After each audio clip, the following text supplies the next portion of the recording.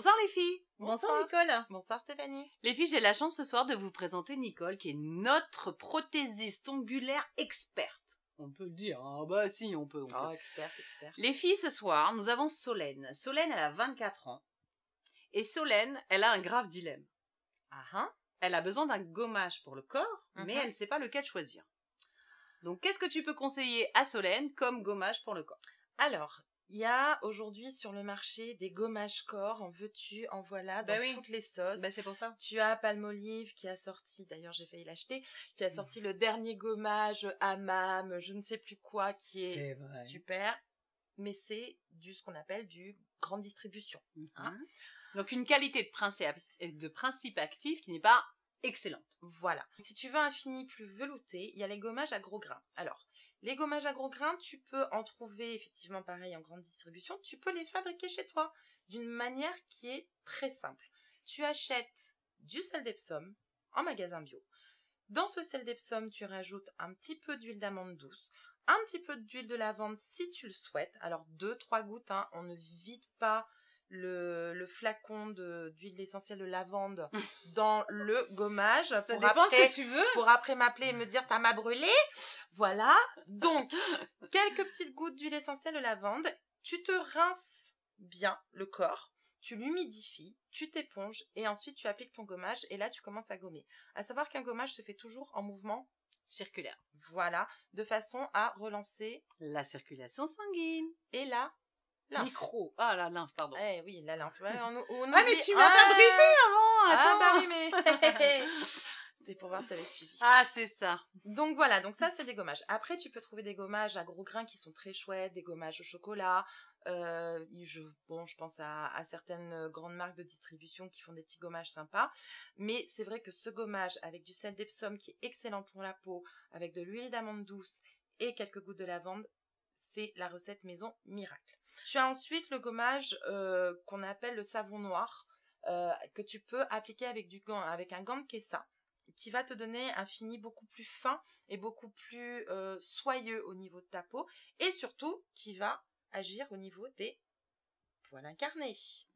Donc à faire avant une épilation. Voilà. Et c'est surtout que le gommage dont tu parles là, moi je l'ai testé perso dans un hammam, ça décape grave quoi. Alors non, t'as l'impression d'avoir la cellulite qui part avec. Le gant de Kessa, tu dois pas non plus t'arracher la peau. Oui. C'est pareil, c'est comme tout gommage. On est là pour gommer de la cellule morte. Bon, on est surtout là pour se faire du bien. Et se faire du bien. C'est on n'est surtout pas là la pour priorité. s'arracher la peau. Ouais, c'est ça. Jusqu'au sang. Alors, le gant de Kessa a ça de bien, c'est que, moi j'adore, il raffermit les cuisses et les fesses, les filles. Pour la tonicité des tissus au niveau de vos cuisses, de vos fessiers et de votre poitrine, c'est super. Mais encore une fois, il faut pas non plus y aller. Oui, surtout faire attention au niveau de la poitrine parce qu'on a, on a la peau plus fine au niveau du décolleté de la poitrine. Voilà, toujours en mouvement circulaire, toujours des mouvements assez doux. Vous n'êtes pas là pour vous faire du mal, vous êtes là pour faire du bien à votre corps. Et les petites peaux mortes, les petites cellules mortes que vous avez sur la peau, de toute façon, ont été émolliées auparavant par la douche chaude et par le savon noir. Donc, c'est pas la peine d'y aller comme des bourrins. Voilà, merci, exactement, comme des bourrins. On y va tranquille, on s'abîme pas, on s'arrache pas la peau, on n'est pas là pour se faire un nouvel épiderme. Bah ouais, c'est ça. On se fait du bien, les filles. Voilà, donc ça, c'est les deux gommages, moi, que j'aime bien. Et puis après, on trouve, j'ai envie de dire, des gommages de toutes les formes, de toutes les couleurs, de toutes les qualités. Mais effectivement, favoriser les petits gommages maison, sel d'Epsom, huile. Gommage au sucre aussi, d'ailleurs, que je t'ai préparé pour le hammam. Petit gommage au sucre. J'étais pas au courant que j'allais encore servir de cobaye. Les filles, vous prenez du sucre mascarin roux qu'on trouve dans tous les commerces. Vous y ajoutez un petit peu d'huile d'amande, pareil. Et vous n'en mettez pas trop de l'huile, hein. Il faut pas que ça se liquéfie, que le sucre ou le sel fondent dans l'huile. Vous en faites une petite pâte. Ouais. Et ensuite, pareil, on applique et on frotte en mouvement circulaire. Très bien. Et ben alors là, les filles, si avec ça, je vous ai pas confié tous les secrets, il va falloir nous reposer les questions. Non, là, pour ce soir, les gommages, on est au courant de tout. Merci de nous avoir dévoilé tes secrets. Merci Stéphanie. Les filles, je vous souhaite une très très bonne soirée. Nicole, bonne soirée à toi aussi. À toi aussi. Bon appétit, à bientôt. N'hésitez pas à nous envoyer vos messages et vos questions sur www.secretdefille.tv et bien évidemment notre page fan. Je vous embrasse fort. Salut. Bonne soirée. Bonsoir les filles. Bonsoir Philippe. Bonsoir. Les filles, j'ai la chance ce soir d'être avec Philippe qui est un expert en diététique. Philippe, nous avons Alicia. Alicia, elle a 23 ans et Alicia, elle te pose la question à savoir comment est-ce qu'on choisit un complément alimentaire. Alors, pour choisir un complément alimentaire, la première chose essentielle, c'est de voir son médecin, D'accord. qui va pouvoir faire un diagnostic, faire des examens et déceler les éventuelles carences. Quand tu parles d'examen, c'est une prise de sang? Prise de sang, tout à D'accord. fait. Hein. Ok. On va donc pouvoir déceler les carences pour pouvoir prendre un complément alimentaire à bon escient, qui sera réellement efficace parce qu'on en manquera. Ensuite, il faudra également bien choisir le produit en lisant l'étiquette nutritionnelle du produit, l'acheter préférablement en pharmacie plutôt que sur Internet, pour avoir une certitude au niveau du produit. Parce que sur Internet, il y a un peu tout et n'importe quoi. Il y aura un peu de tout n'importe quoi, des produits faiblement dosés, des substances interdites, non Ah oui, il faut faire attention à réglementées. ça. Voilà. D'accord. Et comment on sait que c'est une substance interdite alors? Si le produit est vendu en pharmacie, il y a très peu de risques. Parce que le D'accord. pharmacien ne peut pas vendre n'importe quoi. Ben voilà, c'est ça. Il y a des normes Il y a françaises, il y a des normes choses à très respecter. strictes, qui varient même d'un pays de la communauté européenne à l'autre. Il y a des choses qui vont être autorisées en France D'accord. et interdites en Italie, D'accord. interdites en France, autorisées en Belgique, par exemple. Donc D'accord. chaque pays a sa propre réglementation. D'accord. Donc en fait, Alicia, il faut qu'elle choisisse un complément alimentaire en pharmacie, avec Tout à l'aide d'un fait. pharmacien. Complètement. Ok. Et adapté à son rythme de vie. Adapté à son rythme de vie et à ses éventuelles carences. Elle va prendre un complément alimentaire, par exemple du fer, si elle a une carence en fer. Bien sûr. Si elle a Et pas de ça, on le carence en saura fer, avec cette fameuse prise Voilà. de sang chez ton médecin. Exactement. Tout à fait. D'accord. Un autre conseil peut-être pour Non. Alicia? C'est bon. Bien. Je te souhaite une bonne soirée, Alicia. Les filles, à bientôt. Philippe, merci beaucoup. À bientôt. Salut.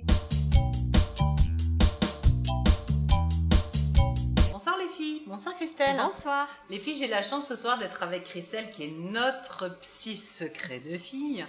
Nous avons ce soir les filles et Christelle, Jocelyne. Jocelyne, elle a 32 ans. Oui. Et Jocelyne, en fait, se pose la question à savoir, est-ce que je dois accepter ou pas de devenir une amante virtuelle? Ouh. Alors déjà, on va expliquer aux téléspectatrices ce qu'est une amante virtuelle. Et puis après, tu répondras, Jocelyne. Alors, être amant virtuel, c'est avoir Une relation. virtuelle. Ça, pas dire une relation. Voilà, Un où contact. on va s'échanger des mots doux, partager des envies sexuelles par écran interposé. C'est ça, sur Skype ou sur, Voilà, sur des chat, sites spécialisés pour les rencontres entre hommes et femmes. Voilà, exactement. Après, Jocelyne, si tu poses cette question, c'est que tu te demandes si c'est bien ou pas. Alors, je dirais que seul toi as la réponse, parce que qu'est-ce que ça va impliquer pour toi que de faire ça? Il y a des personnes qui le font et qui le vivent très bien, parce que ça n'implique pas quelque chose de leur, je dirais, de leur propre intimité, ils vont pas avoir l'impression de trahir leur conjoint. C'est ça. Et puis il y en a pour qui c'est impossible, dans le sens où ne serait-ce que écrire 3 mots à quelqu'un d'autre au niveau des sentiments ou d'une relation intime, c'est déjà trompé.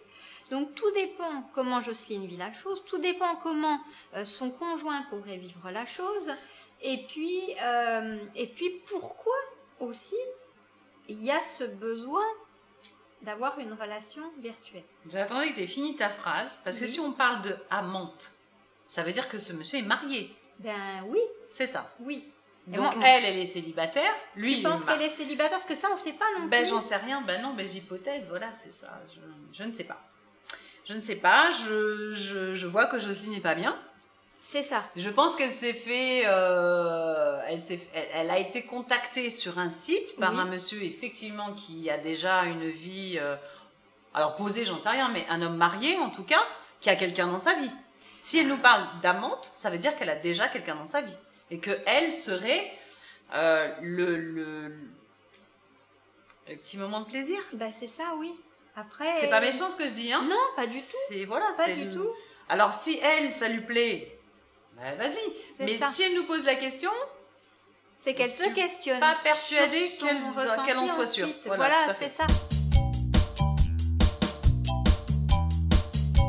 Et je crois que Jocelyne, si ça vous tente, il faut que vous puissiez le faire en tout état de cause, en pleine conscience de ce que vous faites, et ne pas risquer après, c'est de vous sentir mal, de culpabiliser, de vous poser 100 000 questions.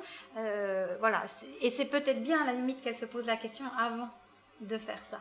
Est-ce que, pour déculpabiliser Jocelyne, est-ce que c'est mal quand on est marié ou quand on a un conjoint dans sa vie voilà, d'envoyer des petits mots doux à quelqu'un sans forcément passer à l'acte? Est-ce que c'est grave? Ça dépend. Ça va dépendre des croyances de la personne. Ça va dépendre de ce que peut ressentir Jocelyne par rapport à ça. Éventuellement, ce qu'elle peut se poser comme question, c'est qu'est-ce qu'elle ressentirait, elle, si son mari avait ce type de relation virtuelle. C'est ça. Qu'est-ce qu'elle penserait si elle est célibataire? Qu'est-ce qu'elle penserait si une copine à elle avait ce type de relation sur Internet? Parce qu'il va y avoir un moment donné où elle va automatiquement se juger elle-même par rapport à cet acte-là. Et c'est ça qui peut devenir embêtant. C'est ça qui peut devenir dangereux pour elle, c'est que ça entraîne de la culpabilité, un sentiment de faiblesse ou d'avoir fait quelque chose de mal. Donc, Jocelyne, si vous le faites, il faut le faire parce que ça vous apporte quelque chose, parce que ça peut vous faire du bien. Là, oui. S'il y a le moindre ressenti de quelque chose de mal ou de pas clair, à ce moment-là, c'est peut-être pas une bonne idée. C'est ça. Ça va dépendre d'une personne. Il faut pas que ça lui fasse du mal, quoi qu'il en soit. Voilà, c'est ça. exactement. Ou de risquer de tomber amoureuse de cette personne et que ce monsieur n'ait pas l'envie de s'engager dans une vraie relation. Et là, du coup, elle va en souffrir. Voilà, je crois que vraiment le plus important dans ces cas-là, c'est toujours de se demander si on risque de souffrir de cette situation. Bien. Bah, Jocelyne, la balle est dans ton camp. Tu as eu les indications de notre psy. Maintenant, protège-toi. Quoi qu'il arrive, on doit toujours se protéger, paraît-il. Oui. Hein, voilà. Oui, tout donc, à fait. protège-toi et puis donne-nous des nouvelles. Merci beaucoup, Christelle. Les filles, on vous fait des gros bisous et on se dit à bientôt. Bonne soirée. Ciao. Au revoir.